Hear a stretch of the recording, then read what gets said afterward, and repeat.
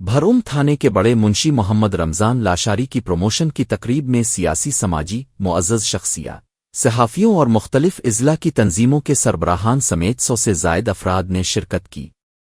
تقریب میں S P کو سندھ کی ثقافت کے مطابق بوسکی پٹ کو ٹوپی اور اجرک پیش کیے گئے، جبکہ ہر شریک کو گلن اور پھولوں کے ہار سے نوازا گیا اور سب نے پروموشن پر محمد رمضان لاشاری کو مبارکباد دی۔ اس موقع پر ایس پی قمبر شیداد کوٹ ساجد میر سبدوئی نے میڈیا سے گفتگو کرتے ہوئے کہا کہ اللہ کی مہربانی سے بھروم تھانے میں اچھے افسران کی تقرری کے بعد جرائم پر قابو پایا گیا ہے اور بلوچستان کے بارڈر کے باوجود ایرانی تیل کی غیر قانونی درآمد مکمل طور پر ختم کی گئی ہے۔ انہوں نے یقین دہانی کرائی کہ ضلعی عوام کے تعاون سے مزید جرائم پر بھی مکمل کنٹرول کیا جائے گا۔ محمد رمضان لاشاری کی پروموشن پر ایس پی نے انہیں اور ان کی ٹیم کو مبارکباد دی۔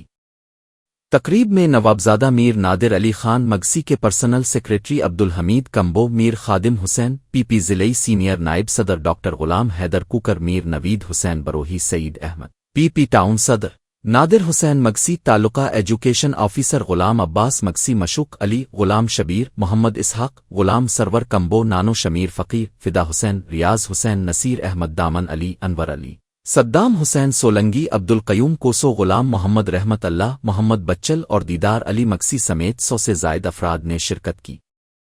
تقریب کے آخر میں مچھلی، دسی مرگی اور روایتی کھانے سے تمام شرکا کا استقبال کیا گیا۔